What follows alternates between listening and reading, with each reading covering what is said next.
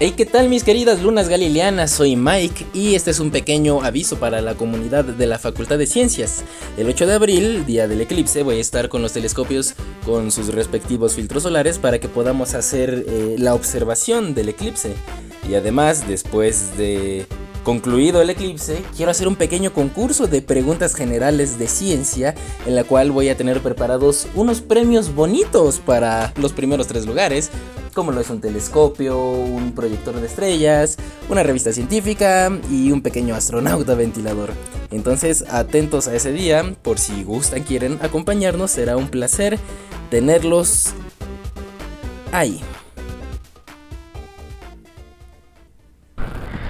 ¿Qué tal mis queridas lunas galileanas? Soy Mike y como muchos de ustedes saben, de abril de este año va a haber un eclipse solar. Lo cual es curioso porque el año pasado, en octubre, hubo otro eclipse solar. Lo cual es aún más curioso porque esta noche, 24 de marzo, entre la noche del 24 y la madrugada del 25 habrá otro eclipse. Solo que este no será solar, será lunar. No se pondrá roja la luna ni le saldrán brillos bonitos, al contrario, se va a ensombrecer un poco, ya que es un eclipse penumbral. Sin embargo, con tanto festín de eclipses, que es bastante poco común que haya tantos eclipses tan seguidos en una región del mundo específica, pues vengo a contarles un par de historias sobre cómo han sido utilizados los eclipses para medir ciertas distancias en el sistema solar. O, por ejemplo, ahorita, dado el eclipse solar que se aproxima, conseguí unos filtros solares para unos telescopios y de esa forma quiero hacer provecho de estos para observar el eclipse con los telescopios. Y bueno, ahorita tengo que practicar bastante con los telescopios para apuntar al sol y observar las manchas solares. Así que aprovechando tanto eclipse y tanta ciencia, pues lo uso de excusa para contarles un poco sobre la historia del telescopio, de las manchas solares, de los eclipses. Así que en lo que armo los eclipses, en lo que armo los telescopios, quisiera contarles un poco de algunos científicos que aportaron bastante en lo que hoy vamos a apreciar. Entonces, nuestra bella historia comienza por ahí de finales de los 1500, principios de los 1600, con la innovadora hipótesis copernicana sobre que la Tierra no es el centro del universo, sino el Sol. En aquel entonces, y como ya hemos visto en otros videos anteriores, la Iglesia tenía un poder bastante grande sobre la cultura, la educación, lo que se aceptaba sobre la naturaleza, principalmente ideas aristotélicas.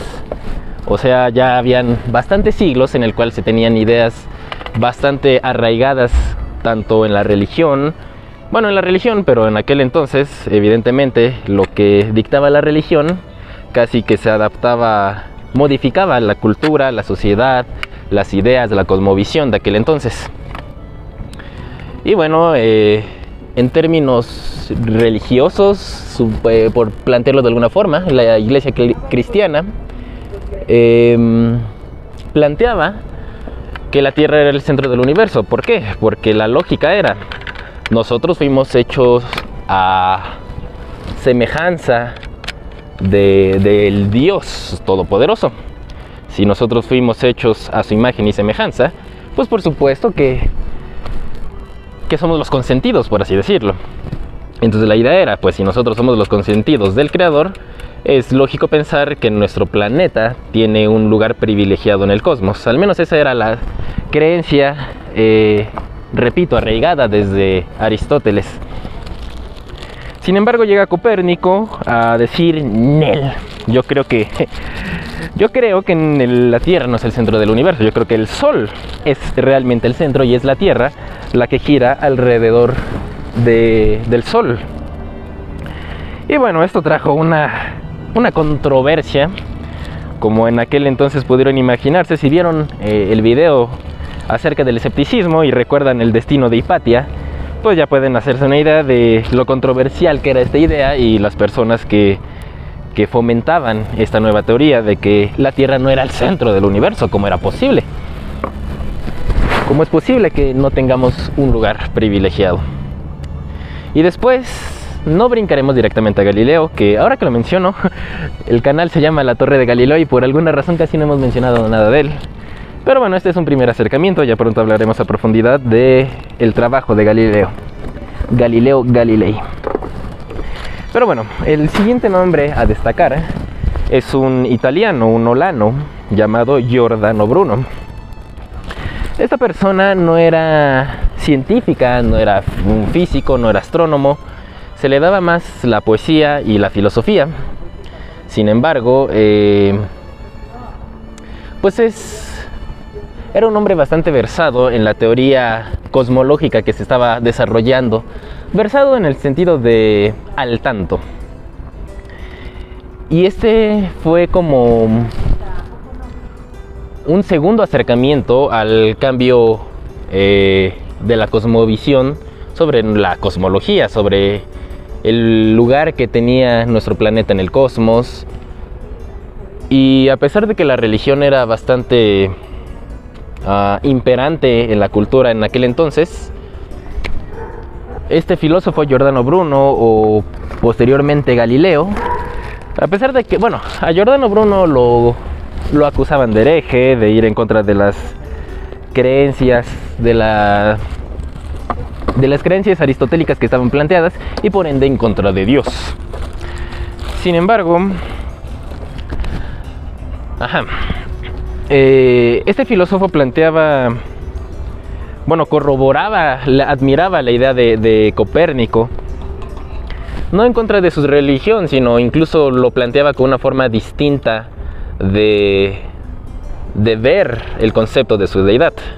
Como ya habíamos planteado en anteriores videos, la religión y la ciencia no están necesariamente peleadas, en tanto las declaraciones pues no se vayan un tanto, no estén lejos de la evidencia.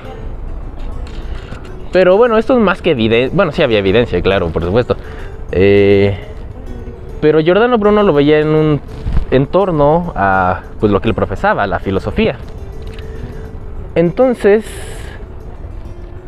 había muchas ideas aristotélicas muy planteadas. O sea, Aristóteles, hay que decirlo, era un genio. Sin embargo, también planteó muchas ideas erróneas que se sostuvieron durante siglos. Que Galileo, realmente fue el trabajo de muchas personas, pero digamos que Galileo fue el parteaguas de derrumbar siglos de ideas erróneas por medio de la evidencia, dado que hasta aquel momento pocas personas se habían dado el valor de cuestionar ideas de gente importante, como en su momento lo fue Aristóteles. Entonces Giordano Bruno no solo aceptaba las ideas copernicanas sobre que la Tierra no era el centro del universo, sino también fue más allá y fue no en términos matemáticos ni físicos, más como pues filosófico, sino era una filosofía entendida, más bien enfocada en la naturaleza. Entonces rigurosamente físico, ciencia no era, pero pues era una época de revolución, de ideas, de descubrimientos, en las cuales la novedad era rechazada. Entonces, ¿qué tipo de ideas Giordano Bruno sostuvo basado en las ideas copernicanas? Y digo basado porque, además de que sí fue basado,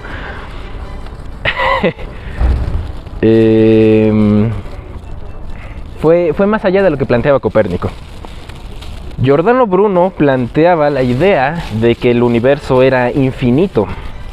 En aquel entonces se creía que era, pues, finito, poco cambiante, que la luna o el sol eran esferas perfectas. Y, por ejemplo, el primer escrito de Giordano Bruno, llamado La Cena de las Cenizas, su contenido era justamente sobre nuevas ideas cosmológicas. Era el primer libro con ideas cosmológicas que publicaba Giordano Bruno. Planteaba que, por ejemplo, el Sol no era como una esfera perfecta, uniforme, sino que tenía su asimetría, por llamarlo de alguna forma, no era homogéneo. Y este mismo filósofo planteaba que había zonas opacas del Sol, oscuras. Aún sin ser físico, aún sin ser matemático, realmente este fue un primer acercamiento bastante preciso, asombroso para la época, para su contexto. ¿Por qué? Porque posteriormente los descubrimientos de Galileo, entre ellos fueron las manchas solares, que lamentablemente lo dejaron ciego. Sin embargo, cosas que pasan cuando uno es el primero en hacer observaciones. Y tampoco es que fuera el primero, pero ya llegaremos a eso. Entonces él planteaba que el Sol tenía cierto oscurecimiento. Ese fue como el preámbulo de las observaciones solares que posteriormente hizo Galileo. Ajá. Pequeña presentación. Esto que ven al frente, esta parte como metálica, es el filtro solar con el cual podemos ver al Sol sin dañarnos los ojos, a diferencia del pobre Galileo que se quedó ciego. Entonces, bueno, este ya está armado. Vamos a ir con el que sigue, porque tengo el telescopio galileano, y ahorita les presento el newtoniano, que tiene otras ventajas, pero es un poquito más difícil de manipular, y justamente para eso estamos haciendo tantas prácticas. Entonces, Giordano Bruno planteó por primera vez el concepto de infinito en la naturaleza. Irónicamente, tiene cierta semejanza con... ¿cómo se llama el que hablábamos? El video de Zócalo Escéptico. No sé, el hater de Newton. ¿Cómo se me fue su nombre? Espera un momento, sí me acuerdo. Era... William Blake. Ajá. William Blake, que tanto rechazo tenía al concepto físico, matemático, de Newton. Giordano Bruno no era precisamente un amante de las matemáticas. De hecho, parte de su concepto del infinito planteaba que si la deidad que creó el universo era infinitamente poderoso, entonces no tendría sentido que hubiese un universo finito. Y lo mismo decía, si parte de la naturaleza se puede cuantificar, entonces es absurdamente pequeño en comparación de la magnitud que representa una naturaleza de un ser infinitamente poderoso. Que sobra decir que Giordano Bruno era un ferviente religioso. Bueno, no sé si ferviente religioso, pero de que era religioso, era religioso. Y decía, no, entonces si se puede cuantificar, pues no es nada. Cabe aclarar que en anteriores videos hemos hablado de cómo operaciones infinitas pueden dar resultados finitos. Para aquel entonces esa matemática no estaba tan desarrollada. El cálculo llegó hasta Newton, y Newton fue después de Galileo, y Galileo fue medio contemporáneo de Giordano Bruno. Oye, sí será muy alto, porque cuando estiro las patas al máximo, yo soy muy alto y nada más yo alcanzo a verlo. Ahorita estoy en la unidad habitacional en donde vivo, y por ejemplo una vez invité a un vecino a ver al sol y casi que se tuvo que poner de puntitas. Entonces no sé qué tanto tengo que estirar esto como para un público general. Entonces, el hecho de que Giordano Bruno planteara la concepción de un universo infinito era muy osado, tenía muchas implicaciones. Si un universo era infinito, daba la posibilidad de que existieran infinitas estrellas con infinitos planetas que habitaran infinitas vidas. Y volvemos, la cosmovisión de la iglesia de aquel entonces era: nosotros tenemos un lugar privilegiado en el cosmos, ¿cómo no puede ser el centro? ¿Cómo va a haber más vida? Y el hecho de que Giordano Bruno planteara la concepción de un universo infinito tenía ese tipo de implicaciones, por lo cual a la iglesia no le gustó mucho. Fue muy perseguido Giordano Bruno y poco aplaudido. Sin embargo, todo este trabajo, como la concepción de que el Sol tuviese imperfecciones, de un universo infinito, Galileo Galilei basó mucho de su trabajo en la filosofía de Giordano Bruno. Ya perdí aquí está. fue como el preámbulo de mucho trabajo, muchas concepciones modernas incluso. Realmente no es que se sepa con completa certeza que el universo sea infinito, pero sí sabemos que es absurdamente enorme, gigantesco. Hay mucho más allá que nuestro sistema solar, exageradamente mucho más. Y el hecho de que siglos atrás alguien que ni siquiera era físico, sino pues un principalmente poeta, planteara este tipo de ideas generales del entendimiento que se tiene sobre la naturaleza, era sin duda impresionante, muy avanzado para su época. Y quizá en su momento era visto como William Blake lo debió ser para Newton. Recordemos, William Blake era demasiado espiritual y rechazaba conceptos de física, la matemática, cómo se cuantificaba la naturaleza. Y en principio eso puede parecer un tanto erróneo, pero esa concepción no se aleja de lo que planteaba Giordano Bruno, de que si se cuantificaba entonces tenía poca relevancia y que gracias a eso concebió la idea del universo infinito. Hay una línea muy delgada entre los disparates y las certezas, al menos en el desarrollo científico de aquel entonces.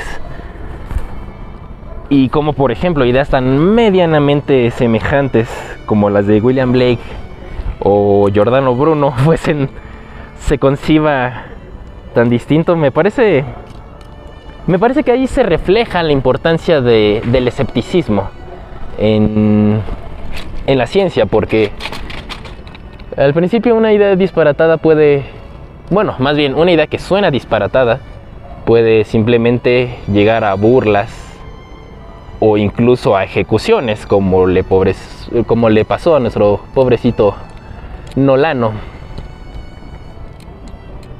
Pero posterior a su ejecución y bastantes años de trabajo y de desarrollo, de evidencia, de ciencia, de luchar contra autoridades muy poderosas, pues entienden que muchas de esas ideas que en su momento fueron disparates, hoy son hechos asombrosos. Un cráter de la Luna, bastante destacado, sin embargo no en la parte visible de la Luna, lleva el nombre de Giordano Bruno. Entonces, hay otro ejemplo de la importancia del escepticismo adecuado en la línea entre rechazar ideas solo por rechazar o solamente cuestionar adecuadamente, poner a prueba y llegar a verdades impresionantes e inimaginables. Ya puse esta madre al revés. Lo siento. Nada más ahorita le cambio esto. Pero bueno, parte de los planteamientos de Giordano Bruno, como la infinitud del universo o las manchas solares, bueno, no precisamente manchas, sino que el Sol no fuera tan uniforme y perfecto como era planteado en ese momento, fue el precedente de mucho del trabajo de Galileo. Ahora hablemos un poco más de Galileo. Para empezar, se tiene a Galileo como el inventor, el creador, el diseñador del telescopio, del telescopio galileano, justamente el largo que les mostré hace rato. En esto hay un tanto de incertidumbre. Uy, ya lo rompí. Ah, no, aquí está. Ajá. En esto hay algo de incertidumbre, dado que Galileo Galilei no es que haya tenido completa invención, o más bien crédito sobre el telescopio. Déjenme les muestro el nombre. Se tiene más bien, hay más inclinación por pensar que un tal Hans Lippershey, si es que lo pronuncié bien, un fabricante de gafas holandés, hizo como una primera estructura semejante al telescopio, de cómo con ciertos materiales, lentes, poder acercar visualmente las cosas. ¡Ay! La tapa ya se cayó. Cuidado con las tapas del telescopio. Sin embargo, no se puede negar. Ajá, ¿cómo está, madre? No se puede negar que Galileo, a pesar de que tuvo gran inspiración de este fabricante de gafas, fue el primero en utilizar este tipo de invenciones para la investigación del espacio. La observación celeste, pues. Muchos utilizaron ese invento para fines bélicos, para fines de navegación, pero Galileo especializó y mejoró ese tipo de diseños para la observación celeste.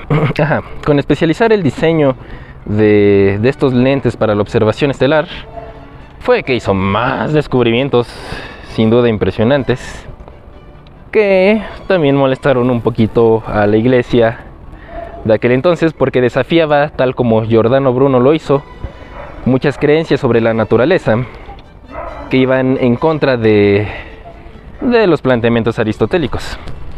Déjenme concentro aquí porque no quiero hacer estupideces. Fue, por ejemplo, la primera persona en observar la luna con este tipo de instrumentos, y como por ejemplo pensar que la luna era una figura geométrica perfecta, una esfera perfecta. Fue el primero en observar los cráteres de la luna. Pero también, retomando las ideas de Giordano Bruno sobre el Sol, fue el primero en observar las manchas solares que tiene nuestra bella estrella, lo cual cambiaba el paradigma de mucho entendimiento que se tenía en la naturaleza en aquel entonces. Y es exactamente eso lo que nos trae aquí abajo esta tarde. Con los filtros solares que lamentablemente no contaba Galileo en su momento, vamos a tratar de enfocar el Sol y observar las manchas solares. Al menos esta tarde. Ya en la noche vamos a tratar de observar el eclipse y ponernos en los zapatos de Galileo Galilei y observar con asombro y bastante cercanía estos cuerpos celestes, a la vez que les cuento algunas curiosidades del eclipse. Así que creo que por ahora es todo lo que quiero compartirles, y nos vemos en cuanto logre enfocar el Sol. Mike fuera. Bien, aquí ya tenemos el Sol medianamente enfocado. Entonces vamos a ver si logramos mostrarles lo que el buen Galileo vio en su momento. Y como pueden notar, a ver, sin tratar de centrarlo mejor. Chale, yo lo perdí. Aquí está. No tengo ningún equipo profesional para hacer fotografías con telescopios, pero a pulso. No sé si alcanzan a ver justamente que cerca del centro del Sol hay ciertas manchitas. Esto es exactamente a lo que les decía sobre las manchas solares que planteaba Giordano Bruno y que posteriormente observó Galileo Galilei. Dios mío, que es hermoso. Estamos viendo historia, estamos viendo revolución, estamos viendo ciencia, la naturaleza, arte. Lo siento, me emociona mucho este tipo de cosas.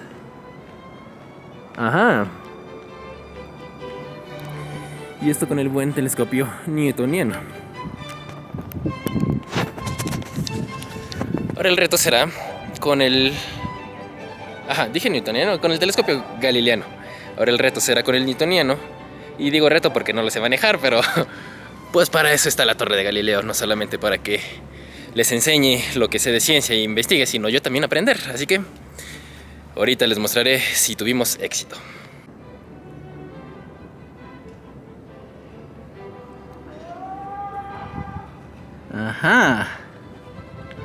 Lo conseguimos. ¿Logran ver las manchas? Espero estarlo enfocando bien. No. Ya se desenfocó. Bueno, lo que alcanzamos a ver. Y ahora con el telescopio newtoniano. Insisto, esto es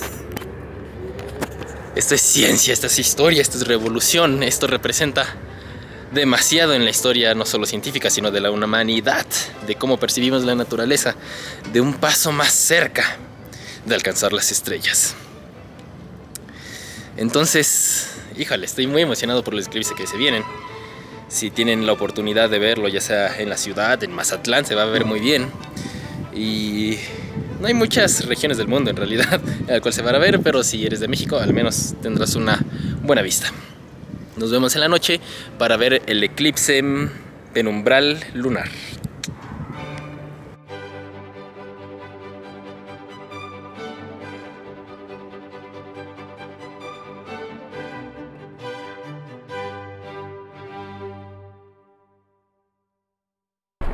Bueno, pues ya estamos de vuelta, queridas lunas galileanas. Como les mencioné hace unos segundos para ustedes, hace unas horas para mí, hoy hay eclipse penumbral lunar, por lo cual la luna hoy se ve preciosa.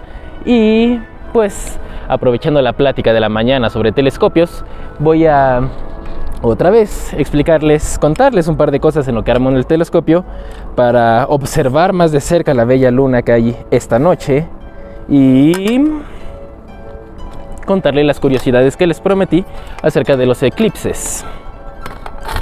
Tengo 3 curiosidades que contarles. La primera es de un tal Hiparco. Déjame ver. Hiparco, sí. Quien utilizando los eclipses, la sombra que estos proyectan y una muy ingeniosa geometría analítica, pudo determinar el radio de la luna, y con esto determinó que era aproximadamente de 3 a 4 veces menos el tamaño de la Tierra. Pero con este mismo razonamiento analítico de geometría, determinó que el Sol era de 6 a 7 veces más grande que la Tierra. En cuanto a la Luna, se acercó bastante al dato real. Sin embargo, con el Sol erró un poquito. ¡Ay! Un perrito viene a acompañarnos. Hola, perrito, ¿quieres aprender de astronomía? Hola, pequeño, ¿cómo estás? ¡Ay, Dios mío! Ojalá sí aparezcas en la toma. Les prometo que yo un perro aquí no estoy loco. No tanto. Adiós, perrito. Bueno, con el dato de la Luna se acercó bastante. Con el dato del Sol erró un poquito, demasiado mucho, dado que el Sol es al menos 100 veces el tamaño de la Tierra. E hizo otra aproximación sobre las distancias que hay entre el Sol, la Luna y la Tierra. Determinó, más o menos, que la distancia que hay entre la Luna y la Tierra es de 429 kilómetros. Que por cierto es solamente un 11% más del dato real que hay de distancia entre la Luna y la Tierra, lo cual es bastante impresionante para la época, con el ingenio de los datos que podía extraer sobre los eclipses, los eclipses. Pues yo creo que presumiblemente es de genio esa lógica. ¿Por qué no embona esto? El segundo dato del que les quiero hablar es de un astrónomo llamado Halley, que tiene mucha relación con Isaac Newton. Este fue el primer científico en hacer predicciones científicas sobre los eclipses, gracias a la teoría de Newton sobre la gravedad. Por ejemplo, la trayectoria que tendría la sombra que proyectaba la Luna sobre la Tierra en un eclipse solar.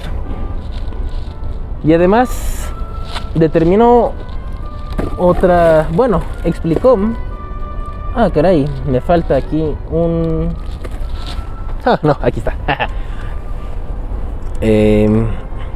Determinó un fenómeno que se ve en los eclipses solares cuando es total el eclipse solar.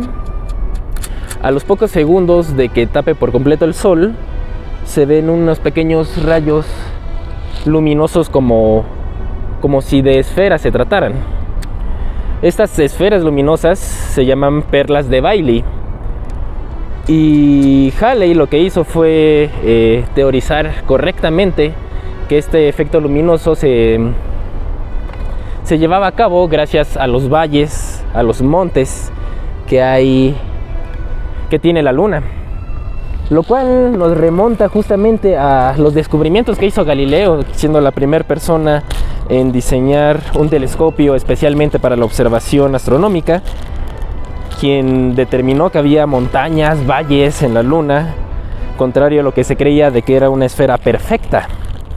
Y esos bellos valles que vamos a observar el día de hoy, con la Luna más hermosa que he visto en los últimos minutos, porque realmente es bastante hermosa la luna en cualquier noche, especialmente si está llena como hoy. Pero como hay eclipses, especialmente bella. Un último dato curioso sobre hallazgos o datos científicos que se han determinado o evidenciado gracias a los eclipses se remonta también a nuestro querido Albert Einstein. Pues y resulta que se había establecido su teoría de la relatividad. Einstein determinó que la gravedad del Sol podía curvar la trayectoria de la luz de las estrellas. Bueno, de la luz en general, en realidad. Entonces, los científicos sabían la posición de una estrella que, según la relatividad de Einstein, la trayectoria de su luz era curvada. Por lo cual, para determinar si esto era cierto, había que observar una estrella cercana al Sol. El problema es que cuando está el Sol presente no se puede ver ninguna otra estrella más que el mismo Sol, a excepción, díganlo conmigo, de los eclipses. Entonces, con la llegada de un eclipse y la relatividad establecida, pudieron ver la posición relativa de la estrella, confirmando la teoría relativista de Einstein, lo que lo disparó, entre muchas cosas, a la fama. Entonces, lo que nos trae hoy aquí es el eclipse penumbral. Vamos a observar idealmente, porque la verdad estoy en una zona poco que ayuda poco a la observación de las estrellas. Estoy en la ciudad, específicamente en Azcapotzalco, zona bastante contaminada por la constante presencia de trailers o trenes de carga. Sin embargo, la luna brilla mucho hoy, y aún en lugares tan contaminados, tanto en la atmósfera como lumínicamente, es posible admirar la belleza de la luna. Entonces vamos a ver los cráteres que vio Galileo en su momento, vamos a ponernos en sus zapatos y sentir la belleza de observar la naturaleza, las estrellas, hacer observaciones que en su momento fueron tan controversiales como revolucionarias, que marcaron un antes y un después, no solo en la historia de la ciencia, sino de la humanidad, de cómo se ve la naturaleza, de la importancia de cuestionar adecuadamente ideas, historias de lucha, de revolución, de coraje, de ingenio, mucho ingenio. Así que con el telescopio armado vamos a observar la luna. Bien, mis queridas lunas galileanas, ya es aproximadamente las 11:34 y el eclipse ya debería, no sé si verse, la verdad yo no he visto mucho oscurecimiento, pero es la excusa perfecta para mostrarles la historia detrás de Galileo, de la evolución de la ciencia. ¡Qué hermoso se ve! Me encantaría tener un mejor equipo, pero hoy vean, aún a pulso se ve bastante bonito.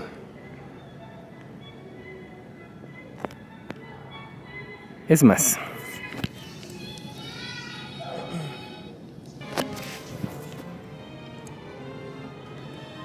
al observar esto, pónganse en los zapatos de Galileo Galilei, el primer hombre en el planeta en observar cráteres en la luna así de cerca para empezar,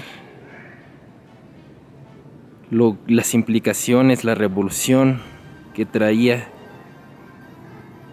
el arte de este tipo de observación. Aquí no solo vemos la luna con el señor telescopio galileano, aquí estamos viendo años de lucha por buscar la verdad en la naturaleza. Aquí estamos viendo